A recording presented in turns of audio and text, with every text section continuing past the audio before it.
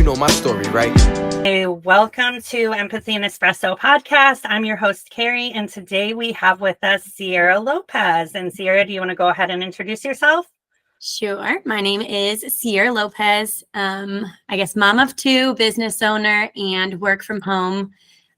Student advisor, academic advisor. Okay, wonderful. And so first icebreaker question, I warned you about the icebreakers like I do everybody, so I'm not putting you on the spot too much. What is your favorite coffee or caffeinated beverage?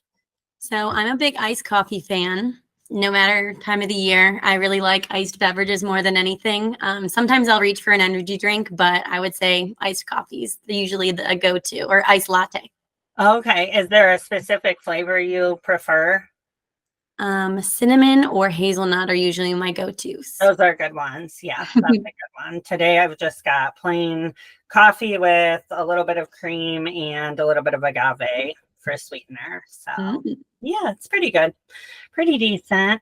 All right. And then second question, and I always say that I borrowed this from Stuart Ralph. He's got the OCD Stories podcast. If you've never listened to it, it's a really great podcast. It's the first podcast I ever that got me into podcasts, I guess. But he always asks some version of this, usually at the end, but I like to ask it at the beginning because one, I think it's a great question for any podcast to do with mental health. But then secondly, because I think it leads to into the greater conversation. So far, it's gone from that question into the full hour-long conversation. So hopefully it will open that door for you as well. So, and I think I knew you then, so that's going to be kind of fun. But if you could pick up the phone and call 20-year-old Ciera, what would you say to her and why? This is a tricky one. There's so many different things that I could say to myself. I'm very much the type of person that wouldn't change how my life went because of where I'm at now. And if those things didn't happen, I wouldn't want to change those things. But mindset-wise, I feel like if I could talk to myself back then, it would be to prioritize my happiness more than anything. So I found myself doing things that I felt like were going to make me happy, and I just kind of stuck it out, and it wasn't genuinely where I wanted to be or what I wanted to do. Or I was always told that money should be my main concern, or that I'm not doing anything that's going to be what is going to bring me the most money. So I found myself not getting into the career that I might have wanted to do because of the money aspect. So I feel like I would first do what I thought I wanted to do in the first place, which I guess might have been teaching, because I was told I wasn't going to make much money, and it wasn't going to be where I wanted to be, because my dad was very adamant about me making more money than what I was going to end up doing. But I ended up going to social work. So I really didn't pick anything any better financially either. Definitely not. Yeah, that's interesting. And what was his comments about social work? Did he have the same concerns? I'm thinking that his thought process was that maybe it was a little more towards the gratification of helping others a little more, which teaching would too, but I'm not sure if that kind of gave him a little more of a ease of mind that I would have been helping others in that way. I'm not sure. And I guess in social work, there are more leadership, and you could run a nonprofit or something. So there might be some business aspect things that you could do with social work versus with education. I think people think of it as more restrictive. It's a little more narrow. Yep. And that's why I went with social work. Yeah. Yeah. And that makes perfect sense. But you're in education as a social worker, kind of. So I feel like things come full circle. And I was smiling when you were saying that, because I was told the same thing. I wanted to go and get my English degree, which I did, but I wanted to teach English, but I actually didn't take the education track because I was discouraged for the same reasons. But now, I've done a lot of social work. Most of my career has been social work, and now I'm going in back into education, and I'll be teaching English anyway. So it's just kind of like, I feel like our passions have a way of just smacking us in the face anyway. Yeah.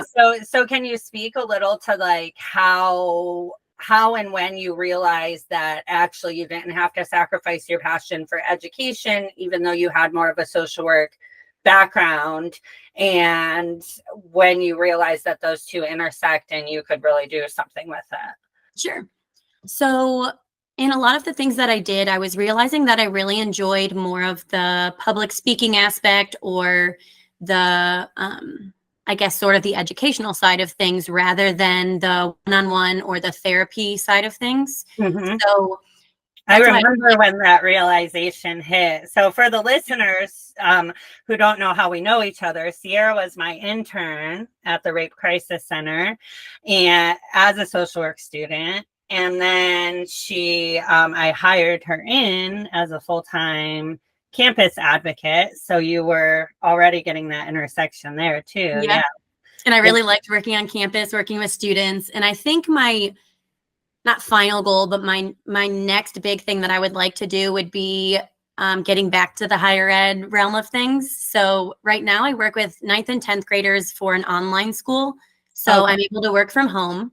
And I would say that's one of the best things I did for my family and myself, because I'm able to kind of balance work and home life with being able to manage my house, as well as being flexible for my kids, and still working with the students, but not teaching them, but also not being the social worker either. So I'm sort of that academic advisor already. I kind of focus on their mental health or their attendance, their engagement, because they're online as well. So they're at home, and sometimes they struggle with the accountability or the mental health side of things as well. So that's where I ended up so far. But I would say the next step would be to get back to higher ed and sort of doing the same thing I do now, but more in the college setting. Okay. All right. Great. And what is it about college students that you feel more of a pull toward? Like, can you talk me through kind of that journey? Because you started professionally in education with higher ed because you were hired by the nonprofit, the YW, where we worked, but you were stationed on campus at University of Toledo, and you were working with college students. Has it just been that every experience you've had since then, you've really missed that dynamic? Or how is it that you identify more with that population? Sure. So honestly, I think since my internship and working in the higher ed realm, I've known that's what I've wanted to do, but I don't have my master's. And a lot of the times they're picking the people over me that have their master's. So I'm finding that it's very difficult to get that job in higher ed without being more educated than the people that I would be working with, I guess, if that makes sense. Okay. Yeah. So I'm finding that if I wanted to work in the bachelor's realm, I only have my bachelor's as well. So I don't know if that's why they prefer people with their master's, but I was finding that I wouldn't get too far in the application process of trying to get into the higher ed realm because of not having my master's. So I think that's why I figured this was my stepping stone, because it's the exact same job, honestly, other than assigning them their classes. I might as well be the academic advisor just in the high school setting. So I'm getting all of this experience, and I've actually been here for 3 years, which says a lot about the position, because I haven't felt the need to leave or bounce around, that I've been here for almost 4 years now, because it's still what I want to do, but with a goal of this experience helping me get to where I want to. Right. And so are you planning on getting a master's just to be able to kind of check that box? Or do you really feel that with the right amount of experience, there will be an open door at some point? I think I'm going to try to go without getting my master's, but I do have part of it already. So I did start the process. I just didn't complete it. Okay. I ended up having my son, and I was trying to have a newborn and finish my master's, and it was just not happening for me. I It was, can understand that entirely. Yeah. so I can see me getting it eventually, especially as my kids are getting older and getting into school, maybe. Yeah. But as of now, I think the goal would be to do without it, because I didn't really have a reason to get it. It was just to say that I had it. And mentally, it wasn't what I needed at the time. It's just to say that I had it, to put myself through that, to not know specifically what I wanted to do, why I needed it. And so it's on the back burner, but I think that's really great and speaks to your ability to self-reflect, because I think so many of us do things because we think we need to.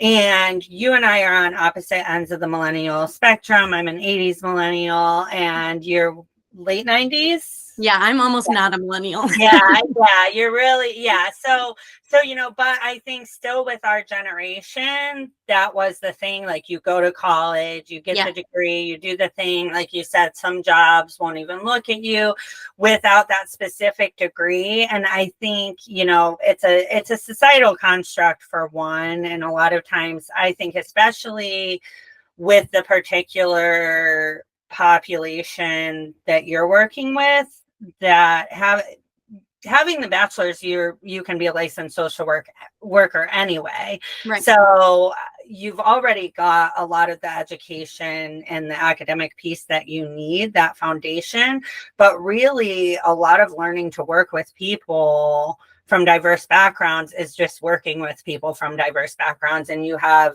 nearly a decade of experience. And so,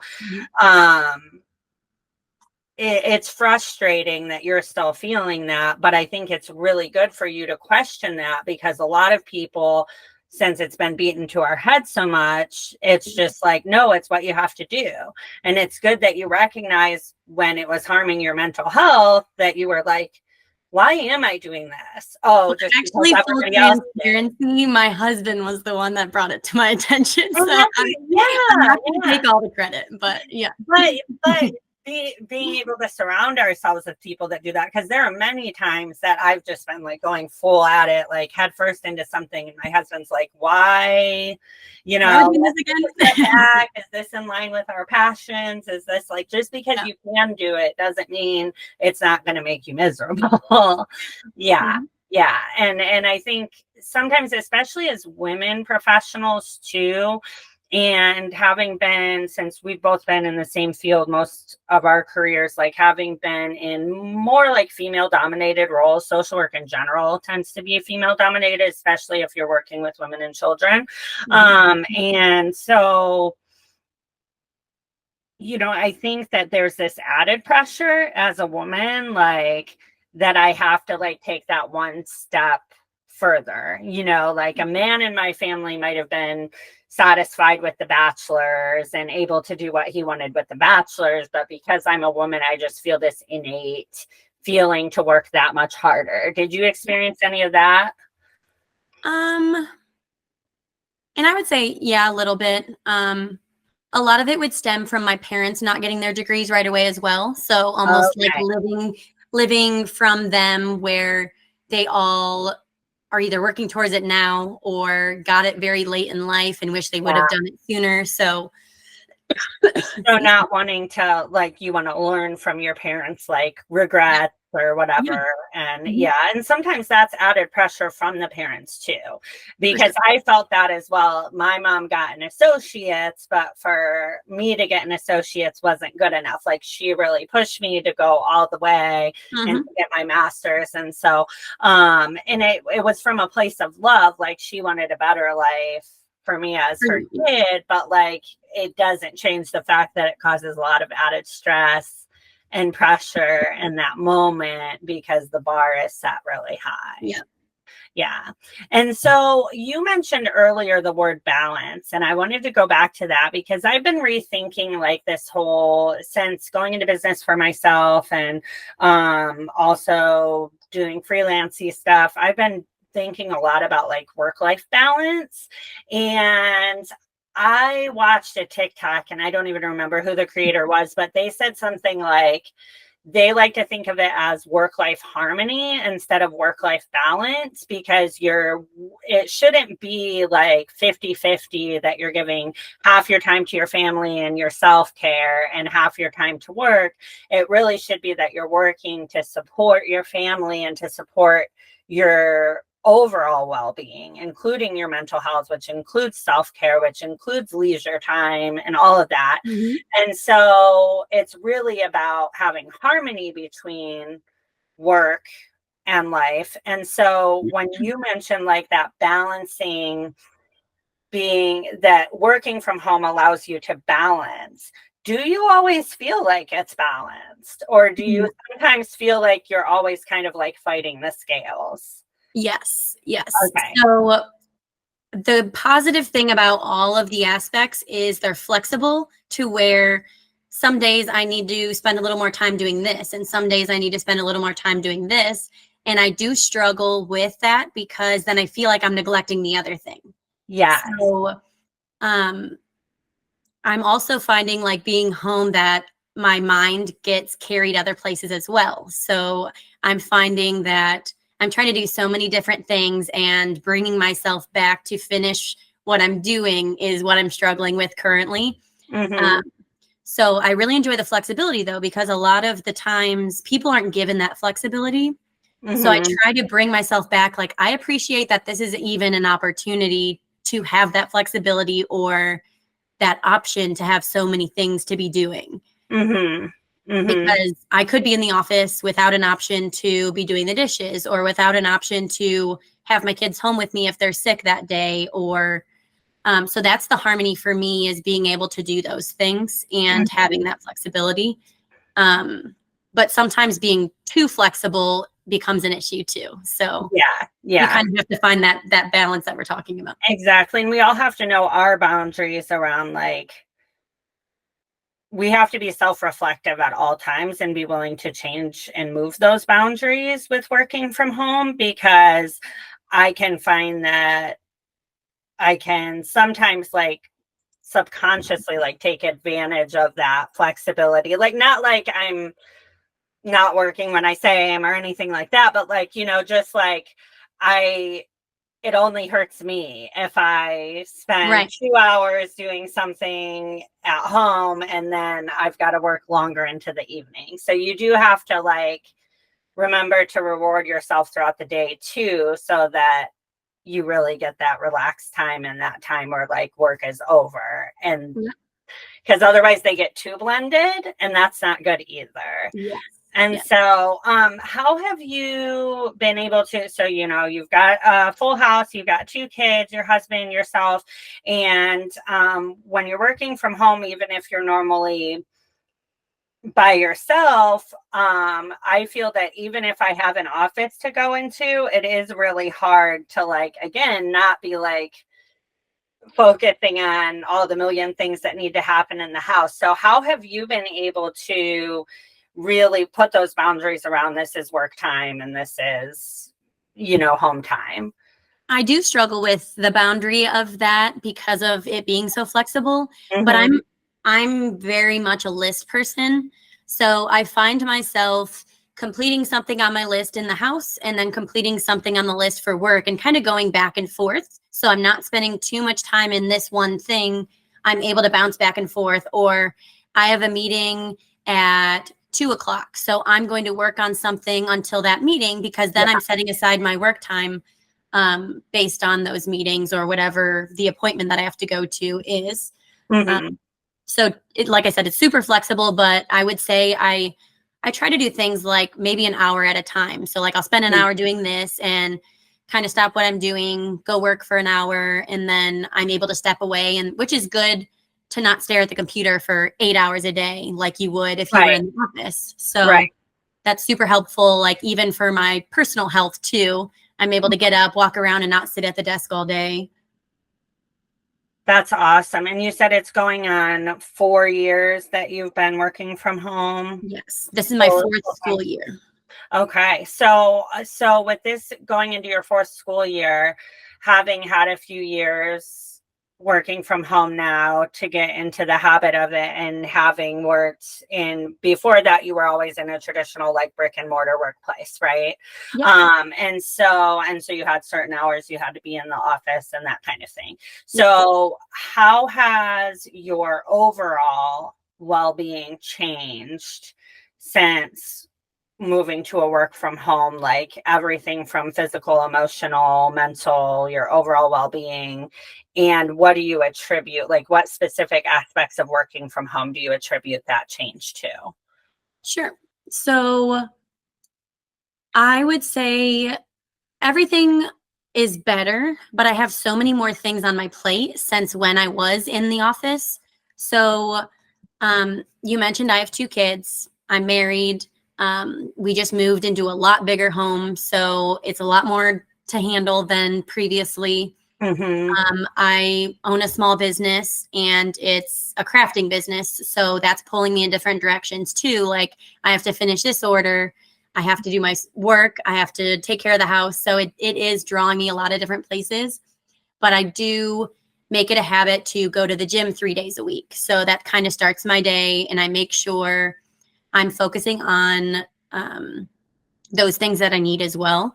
So usually I set aside those days while my daughter's at daycare. I'll go to the gym to make sure that's the priority of the day and how I'm going to start my day. So focusing on my health with that. And then mental health wise, I think the flexibility again, I'm able to walk away from the computer. I'm able to take a break. If I had like one of my students had a trauma situation and I had a very intense phone call, like I'm able to hang up from that phone call and walk away, do something else, spend time on myself, go for a walk, whatever I need to do. Because working with people, you're dealing with so many different things every day that I like the flexibility of being able to do what I need to for myself instead of being stuck at the office in front of my computer, not being able to go anywhere or do something else. So that's helpful as well. Yeah. And I think that also, you know, in our background with victim services, you talk a lot about power and control. And even though like being in a building, it's not like necessarily a specific person, but like you said, that flexibility, I think also what you're describing is that freedom. Like you're not feeling so controlled, you're not feeling like you're on someone else's schedule. It's really giving you back that freedom and that control. So even though there's more stress and like you have to decide how much time to, you know, how to prioritize your time, that kind of thing between your 2 jobs, you still have control over it. So it's like, you know, if the schedule you set doesn't work, it's no big deal because you set the schedule, so you can just go back to the drawing board. Yep. And I can move things around however I need to. So typically my hours, I'm expected to be available or like by my phone for Teams or phone calls, like a work phone call, until 4:30. But I pick up my kids at 3:30. So as long as I'm by my phone, I do have that expectation, but they know I'm picking up my kids. I'm not lying to them about where I'm at or what I'm doing. Right, exactly. After 3:30, it's more of a, if you need me, you can message me, but I'm not at my computer. So I might have to come back to it tomorrow. And usually that flexibility is still something I'm able to do, like address it once I get back to my computer or the next day even. And it's amazing that you're able to be assertive and to say that, because again, I think especially as women in the workplace, especially when you're in a like humanitarian, like people serving role, that a lot of times we set this expectation and just give and give and give of ourselves and are like always available. You and I have both had on-call jobs where, you know, it's even when it's not your night on call, you feel that pressure to answer. And so, you know, like I've seen so much growth, and like hearing you say that from even back when you were first starting in the field of social work, because and I'm so proud of you, because that's something that's taken me well into my 30s to really embrace that, like, no, I can say no, or I can set this boundary. Like I have a hard stop at this time and I'm done, you know?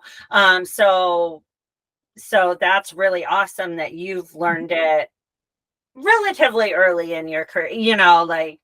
I would say it started with having kids though. So I Yeah. think I might not necessarily set boundaries for myself, but when it comes to my kids, I'm a lot more likely to set those boundaries because they need me more than this job needs me. So Yeah. I could very well pick them up at 4:30 if I wanted to, but I really struggle with my kids being there more than 8 hours a day. And Yeah. I struggle having them there in general and not with me, let alone longer than they have to be. So I think I'm very quick to set the boundaries for my family and my kids more than anything. Like you're saying, we really struggle ourselves to set those boundaries. But when it comes to our kids, I'm not messing around. So. Exactly.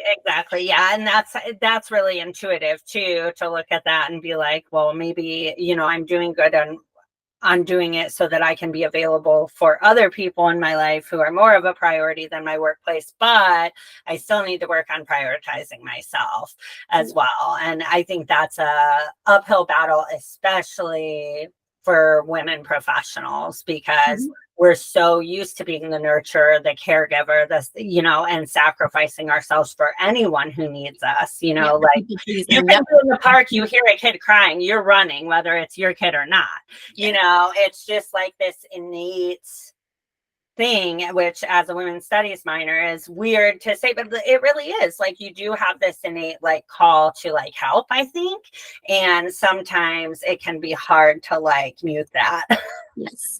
Yeah, absolutely. So you mentioned your business briefly a couple of times, so I want to make sure to highlight that, because I think that in some of the products and services that you offer, you mentioned it was a crafting business, but I think that there is an aspect of mental health support in some of what you do. So can you talk a little bit about your business and maybe some of I did an interview earlier today with someone who does like adult coloring books for mental health. They make those as a product. And so she was able to share some stories of how she really realized that her product was making like a social impact. And so if you want to share what kinds of products you do, what your business is, how people can contact you if they want to hire you, shameless plug. And then any of those stories that really like made you think like, wow, like this is more than just a craft that I'm giving people. So it all started when I had my kids again. So I started with my breastfeeding journey, and that was a huge accomplishment for me, even though it didn't go how I originally planned. So I started everything with creating a jewelry piece for myself with my breast milk. So it's something new. It is growing. A lot more people are starting to do it and make them, but it's with that aspect, sort of like a trophy for the woman that breastfed. So regardless of what journey they had with breastfeeding, it's sort of like I did it. This is a memory of the connection I had with my baby, or the challenges that we went through. We overcame them. So that's something that I've found a lot of people are able to bring to the pieces that I make for them. And then it slowly grew into helping people with their grieving process as well. So I had some people request that I make items with ashes as well. So they're able to have that person with them, and it's helped them with the grieving process because they're able to have that concrete item that's with them sometimes all the time. They don't take it off. So they're able to look down and think of their grandfather, and it helps them with that grieving process to where they don't feel completely disconnected with that person. So it kind of gives them that keepsake, or they have something they're able to put on their shelf. So sometimes it's not jewelry, sometimes it's a photo and their flowers from their funeral. So it has just grown into so many different things that help people with whatever they're dealing with in life. So whether they just got married and they want to do something with their wedding flowers, or again, the funeral flowers, ashes. Some people have actually asked me to make things with their pet's fur. Oh, wow. After they Yeah. lost their pet. They didn't get them cremated, but they had some of their pet's fur like in the collar. So I've had people Oh, ask if okay. I can do something with the fur so that way it's helping them with that grieving process. Mm-hmm. Or again, back to the breastfeeding journey. So we're kind of hitting all these different things that almost everyone deals with at Mm-hmm. some point in their life. So it's really cool to be able to create those. And a lot of the time, people will share stories with me about their connection with that person, how much it means to them to have the piece made, um, Mm-hmm. how easy I made the process for them, because I have had several people struggle sending me those items. So a lot of the times people will struggle to um, do something with the ashes or to mess with those things in general. So Mm-hmm. a lot of people experience different things with it. So it is a lot of using my social work skills and kind Yeah. of talking with people. This is super normal. I want to give you as much time as you can. This is part of your grieving process. So I totally understand that this is difficult for you. So usually I kind of let it be on their time, but let them know that I'm ready to make this when you are, like they already paid for it, kind of thing. So a lot of it's giving them the time to do that or whatever they need to get the best out of it. Yeah. And so when you started making the breast milk pieces and you started gaining traction and somebody approached you about making a grief piece with ashes, did you have any hesitation in going from this uplifting, victorious kind of piece that was meant to be a positive thing to now kind of venturing into the realm of the grief, especially in knowing, like you said, that the education piece of social work is more your realm, the public speaking versus the direct service. So knowing that was going to probably pull you into wearing that social worker hat a little more. Did you have any hesitation? What was that journey or that decision-making process like? I do have to make sure. So I think the reason that I'm not as emotional with things is my personality in general. I'm finding out is that Okay. I'm not finding that I'm a super emotional person. So I do have to try very hard to make sure my wording is what this person needs, because I don't want it to be just this transaction that doesn't mean anything and it's a very important aspect. But Mm-hmm. I also sometimes do struggle with that, to where I need to make sure I'm using those skills that I learned, but it doesn't always come as easy as I would hope it would, Yeah. because we worked in very traumatic situations with rape crisis and um, things that some people wouldn't be able to deal with. Yes. But for some reason, the way my brain works, I don't necessarily bring much of my personal emotion to those situations. Mm-hmm. So I think, I'm not sure if it's a safety mechanism for myself to not bring that emotion or what it might be, Mm-hmm. but sometimes it's harder than you would think for me to make sure that I'm being emotional with them while they're being Mm-hmm. emotional as well. Um, And it but doesn't mean that you lack empathy, because you can empathize and you do feel for them, but you don't have the outward displays of emotion. And I know you and I had this conversation a lot when I was supervising you too, that you were like, I do relate and I do care, but I'm not, and everybody has their own style of advocacy. But that's probably helpful in this setting, because you also have to walk that line of, you are providing a product for them. That's your role. They're not hiring you as their social right, worker. And, so while yes, you're going to use those skills, yes, it's going to be probably a better experience than if they were with someone who has no social work skills or background. hmm But at the same time, folks, especially when they're in the immediate crisis or at acute stages of grief, can kind of blur those lines. Have you had any issues with that, or have you been able to, because of having that skill, and that, sometimes looking at it too as it's also a skill. You just have to learn to hone it in the right way. So having that skill of being able to not, you can sit in it, in the grief with them, but you aren't consumed by it, right? Yeah. And so has that been able to keep that boundary, do you think? Yeah, I would say for the most part. I think the thing that I struggle with the most is usually I'm not trying to get the business from someone, but I genuinely want them to have that keepsake. So the thing that I struggle with the most is, how do I reach out to this person that I'm very close with, or that I know that just lost someone? And how do I ask them if they would be comfortable with me making something for them without it being such an emotional, touchy topic, to where I don't want it to be this business opportunity. I want them to know that I'm here if they would like something made for them. So that's something that I struggle with is,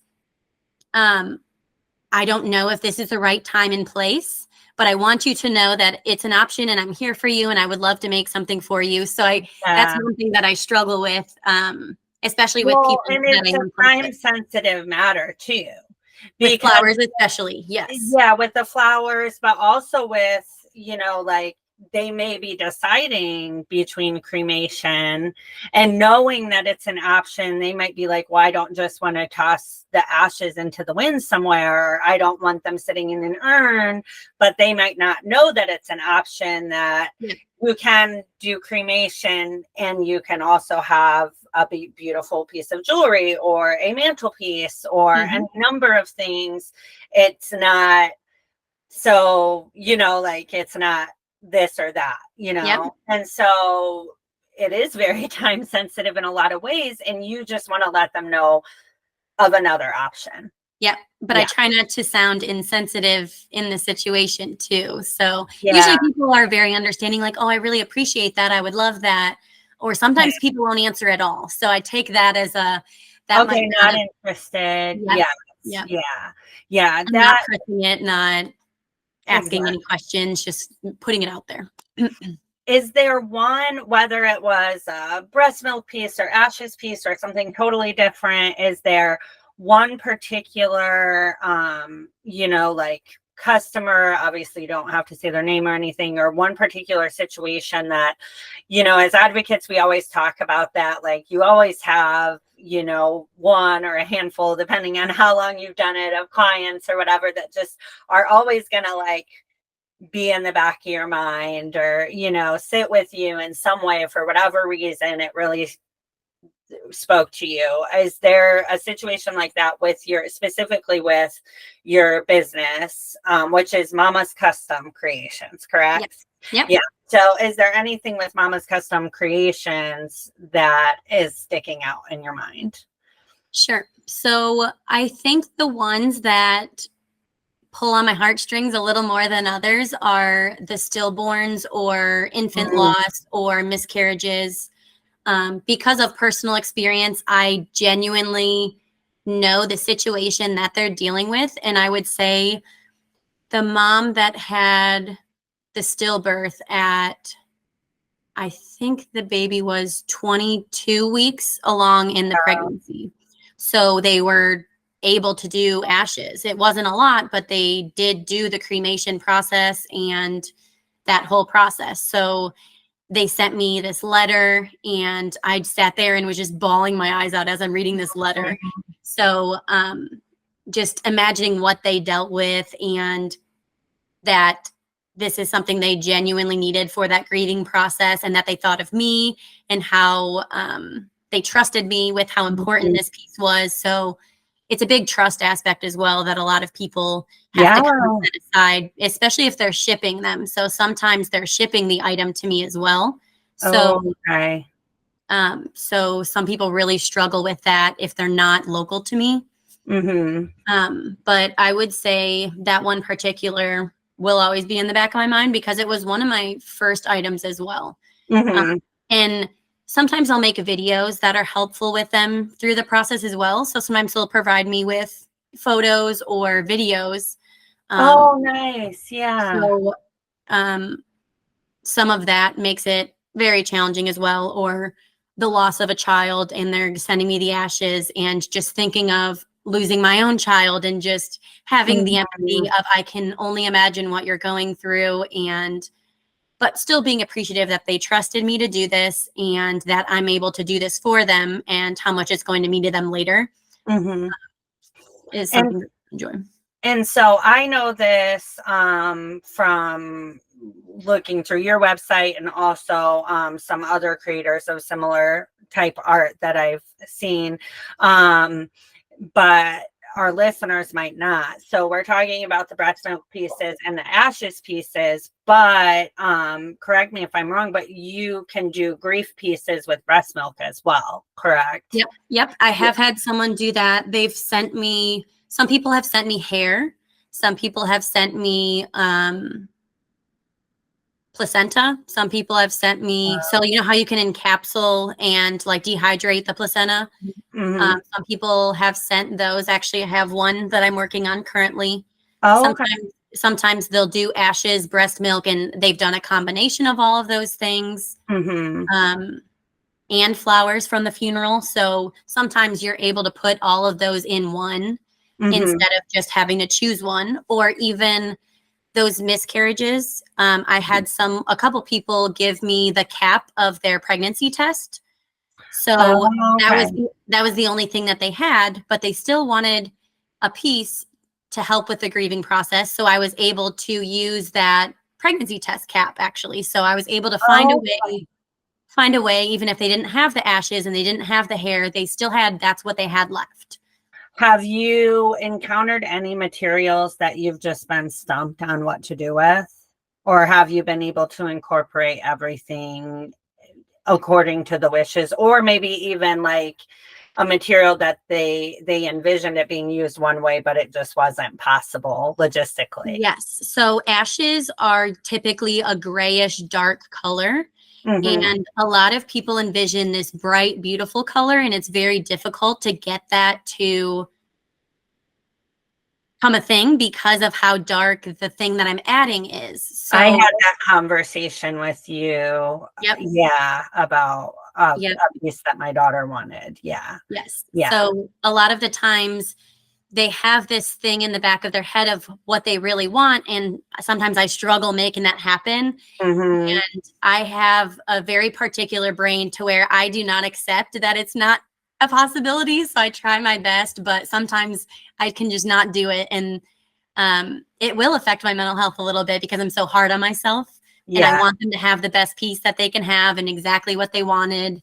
But I have had a couple people it not be exactly what they wanted. They're still appreciative, but with that art aspect, sometimes they don't get exactly what they were thinking of. And because they're made to order, they're made by hand, they're not being made by a machine, they're not rolling off an assembly line. So no two pieces are going to look exactly the same. And I would hope that most people would be appreciative of the authenticity, that there's not going to be, but you've got one vision as the customer, and it's either reality versus the vision, or just how it comes out.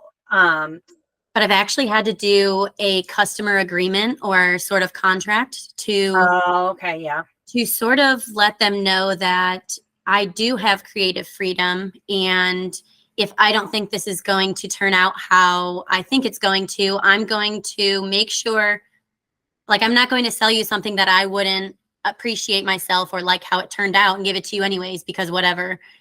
I want to make sure this is a good product, and I have a little freedom in that. So that's good. They're not able to come back to me and demand their money back right away because it wasn't exactly how it turned out. And I was like, just to let you know, you are signing saying, yes, I will try to go upon your wishes as best as I can, but sometimes it's going to turn out a little different. You have to, you as the artist have to kind of roll with the punches as far as that goes, I would assume. And then I do have some people that try to scam me a little bit. It's only happened a couple times, but they'll say they didn't like it and they want their money back. And I can't necessarily ask them to send me that item back because it has human remains in it, or it has something of their loved Yes. one. So Yeah. it's not, I can't do returns. I can't do, Right. because I'm not getting that item back. And sometimes I'll just give them the money so they're happy. But I do say no returns on there specifically because of how sensitive the material is. Yes. And That it is makes hard perfect to be very stern with that, or setting that boundary of there is no returns, just so you know. And before they make that purchase, they know kind of what to expect. Have you gotten, and you can share as much or as little detail as you want, but have you gotten any requests that just totally blew you out the water and you were just baffled by?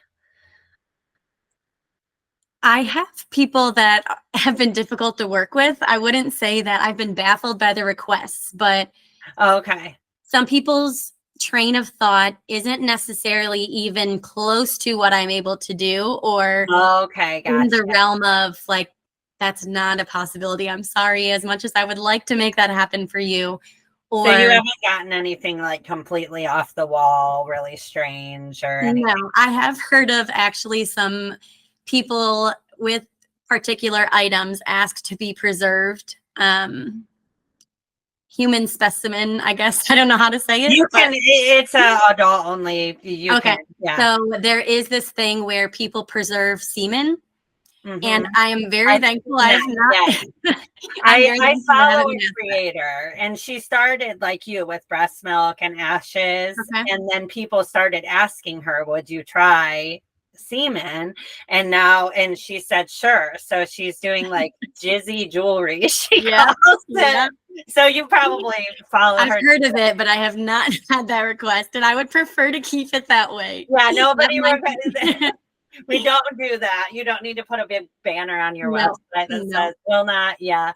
And so if suffice it to say, if you got that request, you would be like, no, sorry. Yes, especially the process that I do to dehydrate things. Like, I am putting it in a pot and I am like putting a preservative in it, and it's not a clean, easy process, and I'm not even getting near it. Yeah, I heard she made a video where she addressed like the smell of all the Yeah.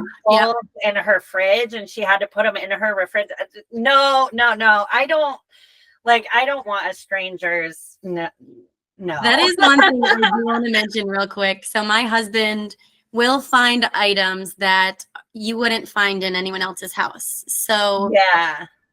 I'm going to change the person's name because they'll know exactly who it is once they Yeah. hear it. But so Sam was on my counter, and it said Sam on the plastic bag. So my husband is like, why is Sam just sitting on my counter? So it's kind of like a silly subject of, you just have human remains on your counter. Laying Like, around, or yeah. like, don't touch that hair. Yeah. Yeah, exactly. That is interesting. Has your daughter's an infant, but your son, has he like noticed or asked questions or anything? Nope, he's only 3, so he hasn't gotten to that point yet. Okay. There are different people's breast milks in our fridge while I was breastfeeding at the same time. So I would say that's sort of something we have to make sure we separate. But yeah, that makes perfect sense. Yeah. Yeah. Well, I mean, as he gets older, maybe it'll just be another funny thing. Like, Mom, this is weird, like as a teenager, like, oh, yeah. Or bring the friends over. That's just more, what's that? Human ashes for my mom's business. What He'll did you be desensitized, but everyone else will be like, what the heck? Yeah, it'll just be like, no big deal. That's his normal. So we're getting toward the end of our hour, and I want to kind of wrap up. And I asked a question. I'm going to ask you a version of it. But if you were to be in an elevator with a young woman who's in the position that you were in, a few years ago, has a couple of small children, is, trying to figure out their passion, really is not feeling like they're having that work-life balance or that work-life harmony, and you step into an elevator with them and you just happen to magically know all these things about this person, and you've got 30 seconds and you'll never see this person again, what would you say to her? I would say to do what's best for your family, regardless what that is. And sometimes people struggle with that. So I would say setting aside that traditional expectation of women or that traditional expectation of moms that my kids are my main priority. So if that means that I have to do this to make sure that is the priority, that is the main thing that I learned and would hope other people could learn as well is if that's what is the most important thing to you, then sometimes you need to alter the rest of your life to make that the most important thing. So to me, working from home, sorry. To me, working from home is what made that happen. I'm able to be flexible. I'm able to prioritize my family. And a lot of people aren't open to working from home. They struggle to find that position. So my main thing would be to try to make that happen if they think that's what's going to be best for their family. Absolutely. And so I'm going to give you a minute, drop your, you good? No, you're fine. So drop your, how can people, if people want a memorial piece or they want a breast milk piece or they want, you do other crafts too that don't involve any kind of bodily fluids or anything like that, specimens. So if somebody's interested in seeing what you've got to offer and potentially commissioning some pieces from you, how can they get a hold of you? Sure. So we do have a website. You can go to mamascustomcreations.com. We have a shop and some details on there or any of our social media. So we have a Facebook and a TikTok and an Instagram. Sorry. So you can message me on any of those platforms and I'm pretty good at getting to people very quickly. And I do accept custom orders. So if you reach out to me, I'm able to find almost any item that you would be interested in. So even if it's not in the shop, you're able to reach out to me and we can find what you're looking for. So go ahead and find us on social media and reach out if you're interested. Wonderful. And we will have a link in the show bio as well. So we'll have a link in the show notes to mamascustomcreations.com. And thank you, Ciera, for your time. Thank you, listeners. And we will see you on the next episode. All right. If you're an aspiring entrepreneur or one that's looking to expand, contact the FreeMind Network today and we'll help you scale. We'll help you start. We're going to be there for you in your corner. You know my story, right?